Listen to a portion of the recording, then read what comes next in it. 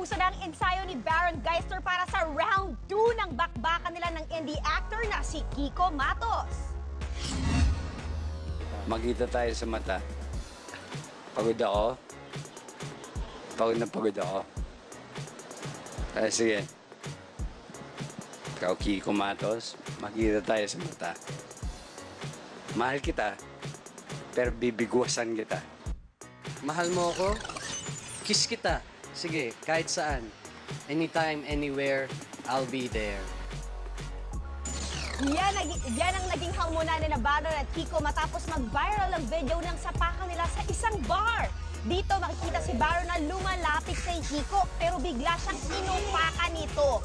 Sabi ni Baron, sinita niya si Kiko dahil sinisigawan nito ang babaeng bartender.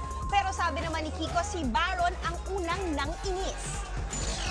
Ako naman, nasa jolly, happy-go-lucky kind of dude na parang who wants to help a lot of people. I just wanted to teach him a lesson. Sinubukan ko lang naman talaga ako sa hanggang saan yung tapang niya. Yun, tinapatan ko siya. Nakahanap siya ng katapat. Nagsasanay na raw ng boxing at taekwondo si Baron bilang paghahanda sa kanilang harapan. Inimbitahan naman sila ng Universal Reality Combat Championship o URCC na doon na lang maglaban. Sa June 25 kasi ay magkakaroon ng light title fight kung saan ang mga maglalaban ay dalawang naghamunan din lang sa social media.